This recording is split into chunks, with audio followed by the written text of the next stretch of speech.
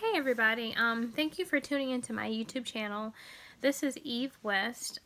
This channel is dedicated to promoting a book that I wrote. It's called Follow. There's a link in the comment section if you would like to purchase the book. This video and all the videos I have for this channel is just dedicated to giving you some information and some prior knowledge about the book, to see if it's something that you might be interested in. This book is a book about the holistic view of spirituality. It's not just spirituality from a psychological standpoint, but also from an earthly standpoint as well. When we typically think of spirituality, we think about the metaphysics, caring and sharing and, creativity and kindness, compassion. And those are the feeling body aspects of a person, but spirituality is not just that. It's about the earthly as well. It's about the reptilian brain and the five senses, and typically we are taught to we're taught to deny that particular aspect of ourselves. And so we really need to embrace the totality of who we are if we want to ascend, if you will, to higher levels of spirituality, so to speak. The last video that I did was called Penny. I'd like to do a preview of the previous video. Usually in my videos I typically do that. And Penny was about the oneness of a human being, embracing the spiritual, the earthly, and really integrating all that we see within ourselves.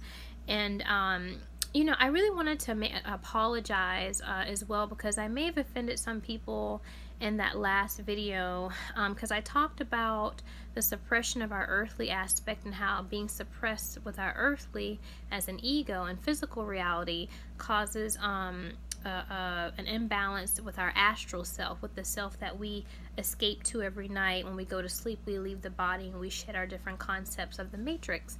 And so there's a video by U2 called Mysterious Ways. The song is called Mysterious Ways, and in the video it depicts two types of women.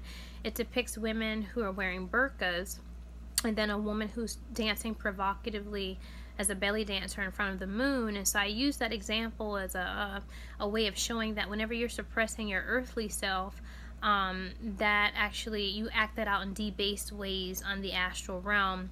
And so I know that the burqa is a religious thing. I don't want to say anything derogatory about anyone's religion, because I embrace everything as myself. I'm for the burqa in another dimension. It's just that this ego that I play is not in favor of any type of metaphysical, what I call metaphysical weapons or religions. I'm not really for any type of doctrine, if you will, especially that suppresses the earthly nature. I feel when something is innate to you, it's very, it doesn't really do you justice to deny it. And so anything like, for example, your body, covering up your body, or, anything to do with like your race or something like that, your gender, these are things that are innate to you as a human being. And so whenever you're made to cover that up, to me, that's, just from an egoic standpoint, it's not right. But it's funny because although from this feminine perspective it's not right, most of my consciousness is very patriarchal and masculine. And so in another dimension, I'm all for the burqa. So when I see women, being beaten for not wearing their burqa correctly, or whatever the case is, that's an aspect of me as well. It's very odd that it is, but it is. So I'm about embracing the totality of this mind, and also, having some distance between myself and the mind, to know that I'm not the mind, I'm not the body, I'm not this avatar that I play, but I am the Christ that actually, observes the whole play of existence and the play of duality. I feel that duality is fine, as long as it's not severely polarized, and as long as you're not whipping your own back, so to speak. I think when you have devolved within the physical reality to the point where you're whipping your own back, then that's definitely an issue. It's definitely a problem. But duality in and of itself, and embracing religion but not embracing religion, is fine. It's all about the play of existence. So I just wanted to, apologize for that if I offended anyone. as it pertains to the burqa. But you know, I'm all about embracing the body and the metaphysics, the psychological mind. You know, typically, regardless of, you know, what, you know, nationality, or, you know, what country you're from, it doesn't matter. You know, everywhere, you know, in the country, or everywhere in the world, you know, demonizes the physical to some extent. You know, in the westernized world, it's a lot better. And, you know, women have made great strides, if you will. You know, you're very blessed if you're born, in America, because, you know, you have more, you know, freedom to just embrace yourself. But, you know, just the fact that, you know, we wear clothing. I know this is going to sound a little bit out there, you know, but I'm not a super duper grounded ego. But, you know, the fact that we have to wear clothes, to me, is in a way subliminally tells the mind that the body is sinful. You know, if you were walking down the street naked, you know, they would, people would call the authorities and you would be arrested for indecency. You know, so it's like, you know, why are we, why do we believe you know, the flesh is such a taboo thing? You know, why is there an issue? Why do we have to really cover up the sexual parts of the body as well, like the breasts? We have to wear extra clothing and bras, and, you know, we have to wear underwear over our genitals. So, you know, why is it that the sexual aspect of us, you know, why is that so taboo, and why is it so sinful? Why do we have to cover it up? And so, you know, it sends a subliminal message, especially for little children, because, you know, kids are really impressionable before the age of 7, being in a theta brainwave frequency. You know, it sends a subliminal message that you know, you should be denying your flesh and denying your body, and it's something that's taboo. And when you're making something taboo, if you will, you're really creating a psychological split. And so this particular video is about the next chapter. It's called The Beast. It's called The Beast. And typically, you know, when Christians hear the beast is, you know, refers to the book of Revelation. And it refers to like the end of times. And so the beast really is just about the inner child and spirituality, or the id. Oftentimes in the book, I refer to the beast as the id. And, you know, the id in Freudian psychology is just a conglomeration of, you know, unmanifested desires and tendencies that have not found expression within the physical reality. And so, you know, I talk about in this chapter how various constructs of the matrix cultivate a desire for materialism, for Satan, for Saturn, whatever you want to call it, but it doesn't really allow you the ability to ground your desire. So it's like it's like just an environment to create a whole cluster of desire. And if you don't ground those desires, it materializes into a beast.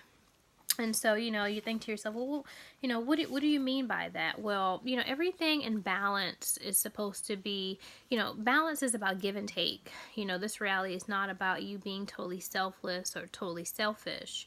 You want to be a combination of the two. And so, you know, whenever you are, you're not in balance, if you will, you're creating suffering for not just your ego, but also your astral self. And so when we look at different constructs and how they cultivate a desire for sex, yet, you know, they don't allow you to ground those desires, it causes a beast. It causes a beast in another dimension, if you will. And so the beast always comes back at the end. That's why it's, you know, the beast is mentioned in the book of Revelation. It always comes back at the end of the incarnation to haunt you, so to speak. Like, for example, one of the movies I really like is called Mean Girls. It's one of my favorite movies. I could watch it like 1,000 times over. And there's one scene in Mean Girls that really demonstrates what I'm talking about when it comes to creating a beast, especially when it comes to sexuality. This chapter deals a lot with sex, and my book deals a lot with sex as well. So there's a character in Mean Girls. His name is Coach Carr. And so, you know, Coach Carr is a pedophile. Coach Carr is a pedophile. he's found sleeping with two of his high school students. And so, but I think one of the first, clips of him in the movie, he's teaching sex education. And so when he's talking to the kids, he's like, don't have sex. If you have sex, you'll die. You'll get an STD and all this stuff. You could get, pregnant, whatever the case is. And so just don't do it. And then at the end of the lesson, he passes out condoms. And so when you look at this example, he is causing a psychological split within his students. In one breath, he's saying, sex is a horrible thing, don't do it. Yet he's condoning sex by passing out condoms at the end of the lesson. And so, whenever you're doing that, you're causing a conflict. I know it's funny on a superficial level, but really you're causing a conflict within the consciousness when you are, when you're doing that. It's a psychological split, especially when you're dealing with children. And so to me, Coach Carr is definitely a good example of the hypocrisy of the elite and how they teach one thing, but they, they facilitate an environment for something else. You can look at this, and especially in media and entertainment, like there's one point in my book, I talk about, in one construct, they cultivate a desire for sex, but yet in another construct, they shun it. So, like, for example, say you're a Christian and you go to church, but the night before, you decide to go to the club. And so you're in the club and you're listening to Ass by Nicki Minaj and Big Sean, right? I think that's, Big Sean. And so you're in the club, you're drinking, and so you're in a slower brainwave frequency as you're listening to this music because, alcohol is considered spirits. And so, whenever you're in a slower brainwave frequency, you're more open to suggestion.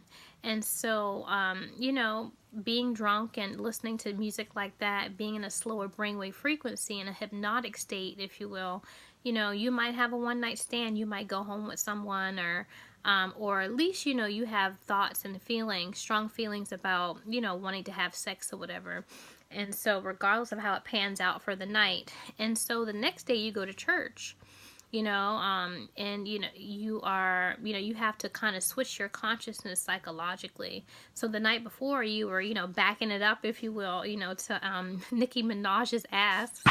But okay, that's interesting. But yeah, but the night before you were backing it up to Nicki Minaj's Ass. But the next day, you are in church, and you wouldn't feel comfortable backing it up, if you will, at church, or they wouldn't be singing Ass in the choir, if you will. And so it's it causes what you would call a psychological split, and this is a beast because you're creating a war within the consciousness. You're at war with yourself. And one aspect, you are wholesome, not wholesome, but you're judgmental towards sex. But in another aspect, you are liberated when it comes to that. And so, this whole construct is about, just creating a war within the consciousness, and really causing conflicts within yourself. Like, for example, you could watch a commercial, a Victoria's Secret commercial, and so you see these women with very chiseled, bodies and so forth, and, they are beautiful. But then you see a commercial about, I don't know, a food commercial, the Baconator, for Wendy's. And so here they created a psychological split. You're not going to get a Victoria's Secret body by eating Baconators.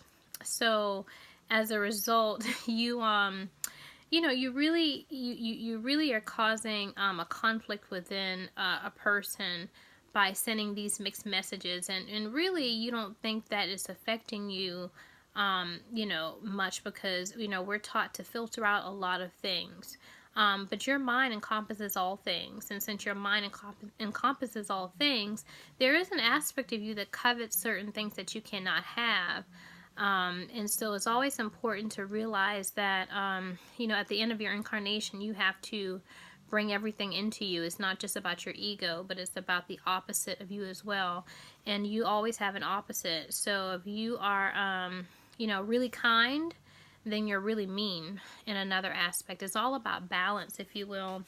And so, you know, I really just talk about that in this particular chapter. And, you know, I talk about subjugation and how in the book of Romans, if you look in the Bible, in the book of Romans, it talks about how, you know, restrictions really, you know, make the soul feel sinful. You know, whenever you're subjugating the soul, it really, it really makes you feel guilt, if you will. And so, like, for example, in Romans 7:9, it says, "For I was alive without the law once, but when the commandment came, sin revived and I died." And so I really like the book of Romans because it really depicts how, you know, you definitely go through a state of, I guess what you would call confusion, because you're earthly and you're spiritual, but at the same time sometimes you're in conflict with yourself because you don't have the liberty to, or you don't have sovereignty. You don't have sovereignty to live your life the way that you want to. And so we see certain civilizations, like for example, if you go to Amsterdam, you know, I'm not exactly sure now, but, you know, they, at one point in time, you know, they had relaxed laws about certain things like sex, like sex solicitation, and, you know, if you wanted to get a prostitute, you could get a prostitute, or you could, you know, order drugs off the menu in a restaurant or something like that. You know, but because people had sovereignty and they had ownership of, you know, how they wanted their life to be, so to speak, you know, they wanted to do drugs, they could, you know, the taboos that were lifted, the restriction that was lifted off of it, made it to where people didn't really do drugs as much, or they didn't have very many drug related crimes, or, you know, as many STDs as we have in societies where, you know, you're shunned for your sexuality and shunned for wanting to experience, you know, recreational drugs. And so whenever you're putting a restriction on someone and making something taboo, so to speak, it causes a lot of desire. And desire is what the beast is about. And so desire is what always brings the, you know, always brings the consciousness back to captivity, back to the physical realm, or back to hell. And so, you know, when we're born, we're not really taught that information. You know, we're purposely, our consciousness is purposely, you know, altered, if you will, so we can really accept things as natural, but they're really not natural. So, you know, whenever you're looking at TV and you're seeing, you know, commercials where you got food, but you have beautiful people with these chiseled bodies, it's not something natural to watch something like that. You know, the demiurge really promotes the 7 deadly sins. You know, you could look at, you know, commercials such as, you know, food commercials, and, you know, you're taught that gluttony is bad. But, you know, when you see all these delectable foods, like if you go to the food court at the mall, you know, they're always giving you samples to cultivate a desire for food. And, you know, by the time you work your way around to all of the different food stands, you know, you're full, right? So, you know, they cultivate desire for food and gluttony. However, you're judged for gluttony. Or, you know, it's like wrath, for example, that's a 7 deadly sin. You know, it's like, it's not good to be over emotional, but then you're watching movies like The Purge, where, you know, people are killing people, whatever the case is, because they're angry with them. And, you know, so in one aspect, they're saying these things are wrong, but in another, they're promoting them, especially sex. And I believe sex is promoted because sex is something that definitely damages the soul, because sex is directly related to the sacral earthly chakra, that energy system at the base of the spine. And so, you know, when I started embarking on my spiritual journey, you know, I did lots of research, and some of the research I came across, it talked about the oil that you bank up along your spine, you know, the oil that actually unites the pituitary and the pineal gland. And I believe when I was younger and I was abused, this was purposely done to deplete my oil, to make me a disintegrated human being, if you will. And so, the oil is important. If you're constantly having sex and having orgasms, you're going to deplete that oil, if you will, that anoints the mind, if you will. They call the orgasm the little death. And so, whenever you are constantly having orgasms, you are putting a lot of dopamine in the brain. And so, just like with drugs, if you're constantly flooding your brain with dope, you become desensitized. And so, there's lots of things in our society that desensitize and keep you doped up, not just drugs and alcohol, but even sex. If you think about like sex toys, sex toys is desensitizes you. If you use sex toys too much, when you get with a partner, it's like, well, my sex toy is better than my partner.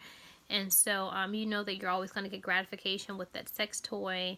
And it really rots out your sacral chakra, it rots out your sacral nature.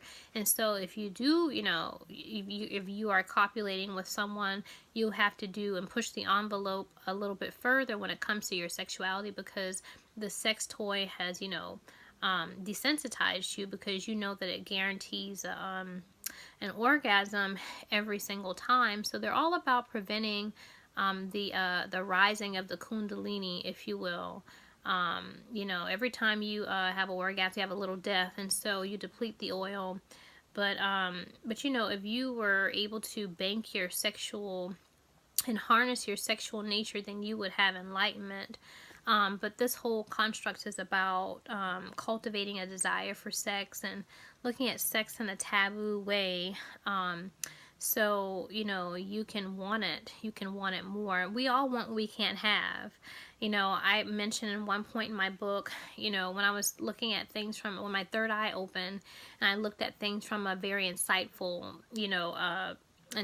perspective, I was just like, oh, it was just odd, like just regular things. Like if I went to a store, say I went into Banana Republic, and I saw lots of clothes at the front of the store that I wanted, but I couldn't get them because, they were too expensive or what have you. When I would come back weeks later, I would, look at the same clothes and they would be on clearance and I wouldn't want them as badly. So I said to myself, I wanted them because I couldn't purchase them at the time, but now that I can purchase them, I don't really want them as much. So it is human psychology to want what you can't have.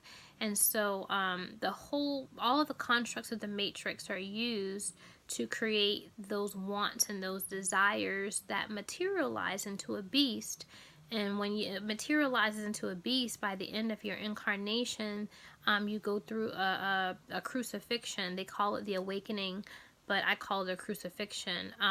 And your ego is being whipped. My ego is being whipped because of my nature, because of my devolved nature.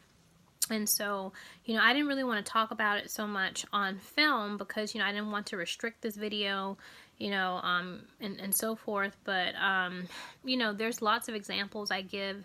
I give examples in the book about my devolved, if you will, kundalini, they call it. I call it the earthly sacral aspect of me. I would have these grandiose sexual fantasies because, my sacral was purposely rotted out as a little kid.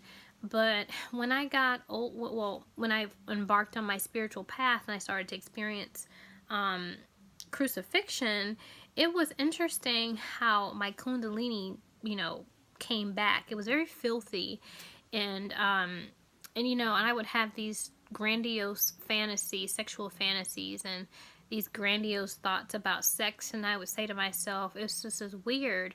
It was just strange. I really resorted to, trying to figure out how to remedy the situation, because when the kundalini comes back, for me, I can't speak. Some people, they say their kundalini was a really wonderful experience, but because my astral and my ego are very polarized, it was a very I guess what you call it, it created a lot of suffering for me.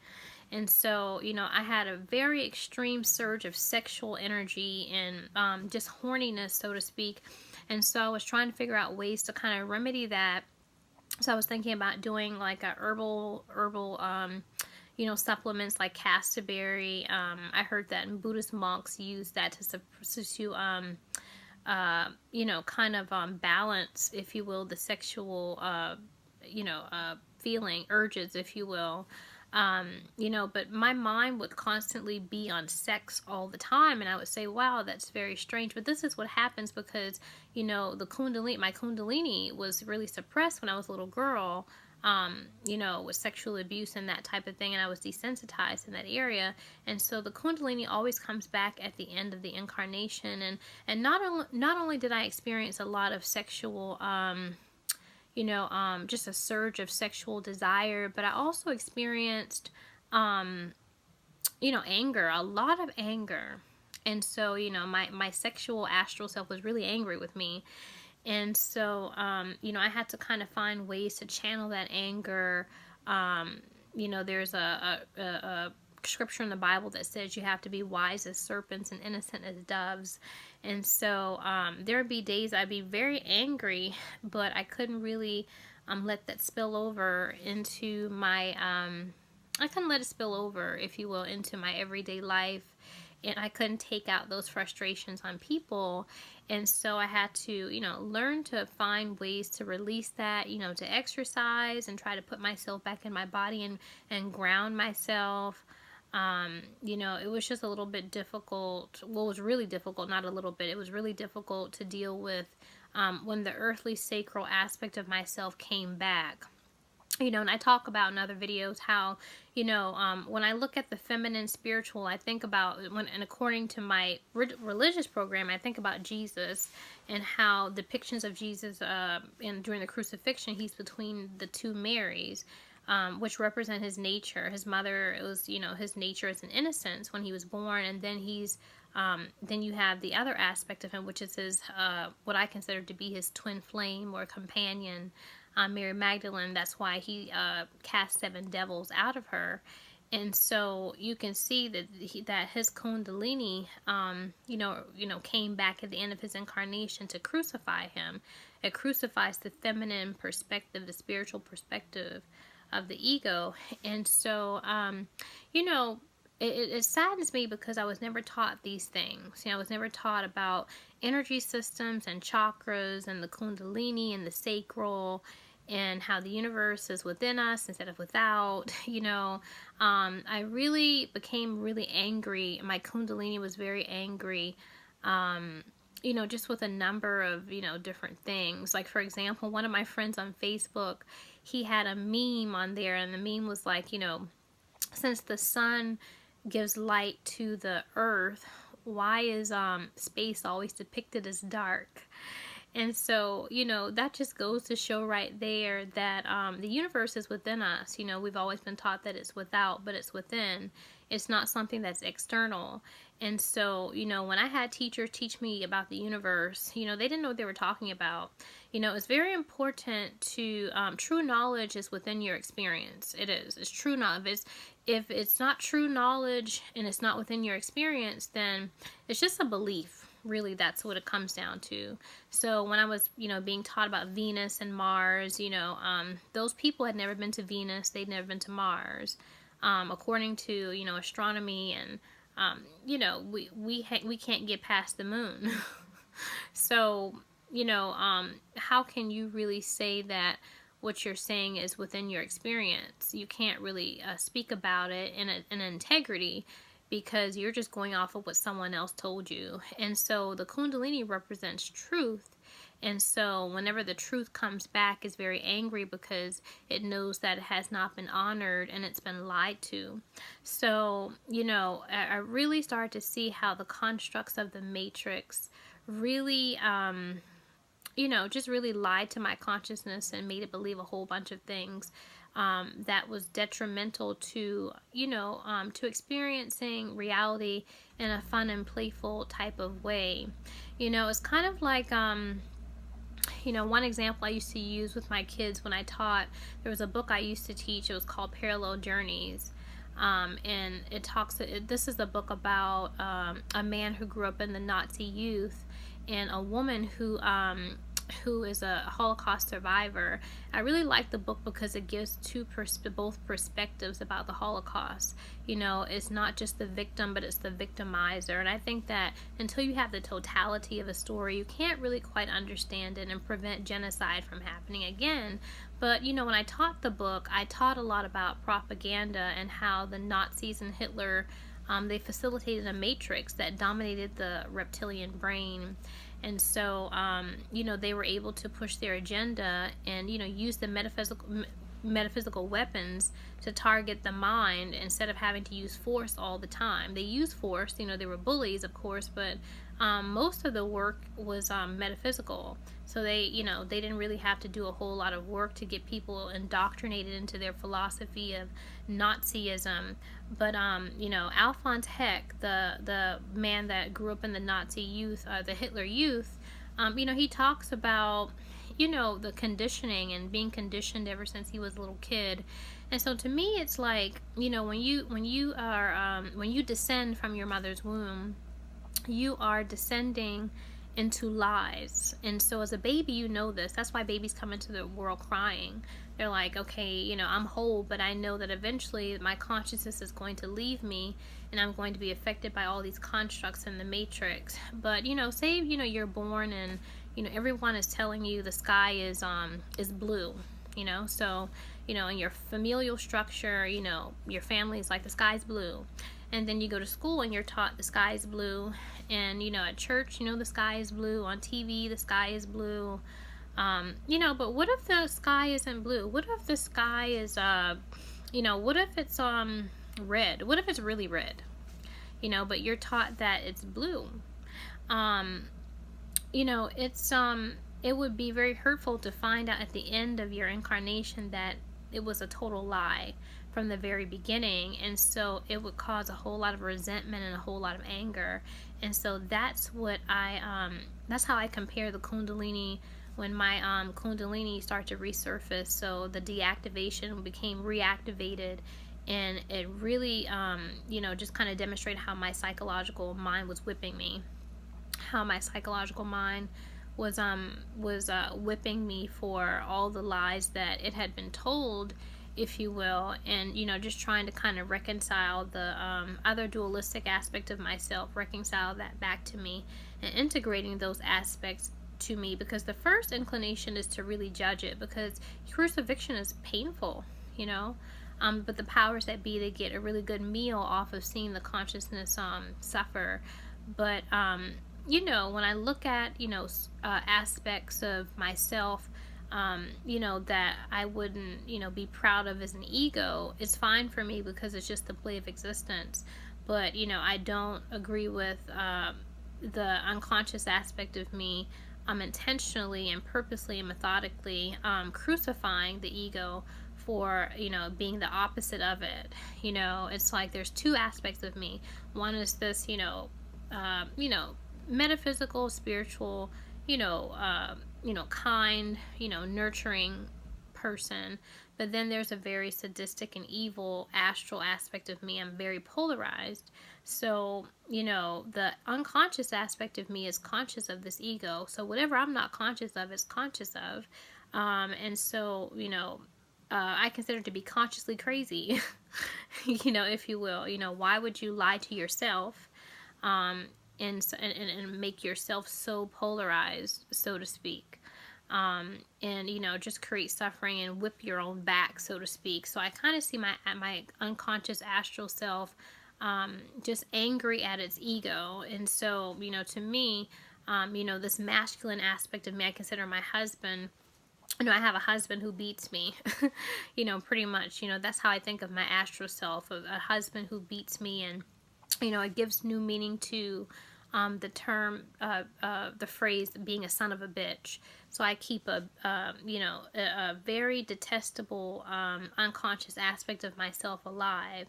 And so, it was just very hard for me to reconcile that when my Kundalini came back, my sacred earthly you know, sacral aspect of myself came back, you know, toward the end of my incarnation, and having to kind of reconcile all of the lies, and bring everything back to its root, so to speak.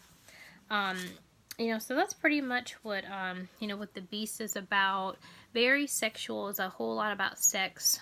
You know, my topics are very controversial, so, you know, I warn you, about this book. It doesn't feel really good as an ego. You know, things that I normally accepted, you know, I don't accept anymore as the feminine perspective, you know, especially when it comes to sex. You know, we're always taught that sex is you know, we demonize sex so much, and sex is put to the psychological mind.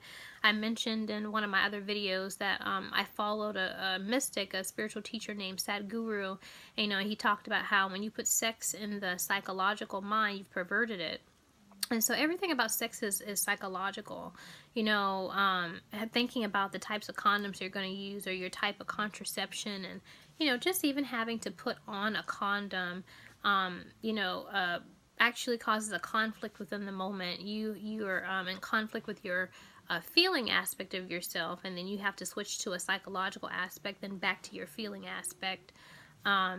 You know, and so, you know, women have to really, you know, think a lot about sex. You know, you have to go to the club, and, you know, people go to the club and try to find someone to have sex with. Who am I gonna, you know, use, or whatever, you know, who am I gonna buy a drink for, and what am I going to say? You know, what are the things I'm going to say to this woman or this man that's gonna, you know, make them decide to go home with me? That's all psychological.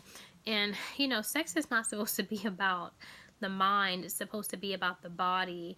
And so whenever you're putting it in the psychological mind, you're really desecrating it, and you're making it into a beast. And so that's why we have so many sexual fetishes, and, you know, things like that, and just making sex really psychological. You know, in one of my videos, I talk about, you know, when I was researching Satanism and different fetishes and things like that, and trying to kind of empathize and put myself in the shoes of, you know, people who have certain fetishes. And when I was reading an article about people who like to pee on other people, and they want other people to pee on them, you know, and how the person, one of the articles talked about, they would drink water beforehand because they didn't like the smell of urine, and they would encourage their partner to drink water. To me, that's psychological. That's super psychological. That takes a whole lot of time and effort. You know, and so really in that sense, sex is not really happening organically. And so to me, that is beastly behavior. You know, that's a beast. You know, that is, you know, perverting the sexual nature. And not really respecting, you know, sex for what it is. Sex is not something that we should focus on all the time. You know, sex is just sex. If you look at, you know, other species or whatever, they, you know, they just have sex. You know, other animals, they just have sex. They don't, you know, use contraception, or they don't, you know, have these lines or do certain things to copulate. Or maybe some of them do. I think with peacocks, like, you know, they have the little feathers and stuff that they, I don't know. But, you know, typically they don't do all the things that humans do when it comes to sex. You know, for human beings, it's a psychological thing. So, you know, but it's not something to obsess over, but we obsess over sex in the Matrix because, you know, there's an agenda to preventing the Kundalini from rising, and to rot out the sexual nature with dopamine and with orgasms and with sex toys and things like that, and putting sex in the psychological mind. So it creates an unnatural obsession. And so, you know, using sex is one of the best ways to damage the soul. And so that's why I focus a lot on sex, and I share my story about, you know, being, you know, abused as a little kid, and you know, being used as a sacral prostitute. You know, I really talk about how when it came to my abuse and satanic ritual abuse victims, sex is really used to destroy the soul. And so that's pretty much what you know, what the beast is about. Again, you know, please, you know, purchase the book. I think that it's a great book, and you know, I hope that those of you who do purchase the book, that you you know, that you enjoy it, and that you enjoy seeing a feminine perspective. And just know that regardless of what, you know, even if you're super duper wedded to this patriarchal system of the matrix, you know, I think it's important to embrace all aspects of ourselves. And so although, you know, you may just kind of side against the feminine perspective, you know, in the back of your mind, that is a part of you. Eve is a part of everyone. And so, you know, regardless of what, she's always there. The feminine right brain perspective of you is always there. And you can't really get rid of it. You can cover it up with unconscious programming and so forth, but the spiritual feminine feeling aspect of you is always there. And so, you know, this book is just about, you know, just having you embrace the totality of yourself. So thanks for watching, guys. See you in my next video.